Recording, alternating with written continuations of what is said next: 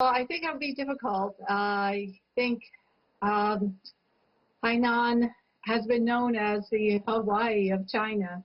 So Hawaii doesn't really have a tech culture. It's a beach culture. So you have to change from a beach culture to a tech culture. And there are a lot of competing hubs in China that all want that tech innovation. They all want the startups and the emerging companies.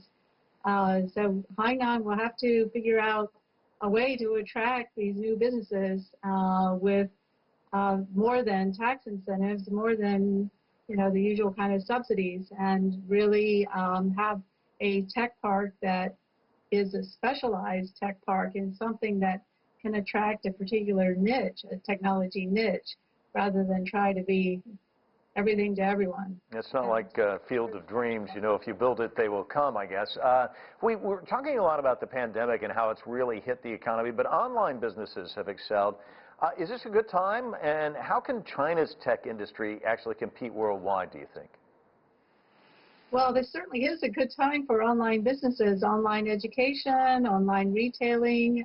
They've all taken off, and entertainment as well, online entertainment. So these are all areas that are booming, and China has led in many of these sectors too, has had a lot of startups in these sectors that have done very well and are continuing to grow even faster now. But I think we're starting to see some of them go global too.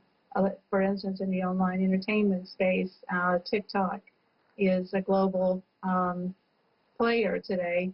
It wasn't true a couple years ago. I think in online education, you certainly have seen a number of contenders arise, and it's a very competitive sector. VIP Kid is well known and does cross-border education, so U.S. to China, English to Chinese. So I think we'll see more of these kinds of models emerge. There's always that competition for talent. How do you overcome the tech brain drain? Well, that's a challenging one. There's been a lot of flows of talent back and forth between U.S. and China for years.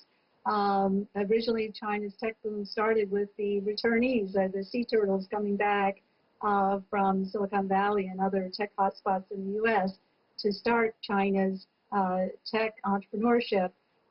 And then we began to see more of a local entrepreneurship develop in China. And today, I think you're still seeing that local entrepreneurship very much flourishing in China, and less of an international entrepreneur. So to attract more entrepreneurs into China, it's interesting that I've seen some entrepreneurs here in the U.S. now go back to China during this whole coronavirus situation, because China recovered more quickly than was actually in comparison to some other markets such as Europe and the U.S. And so some people said, we feel like we may be safer back in China now, so we're going to go back.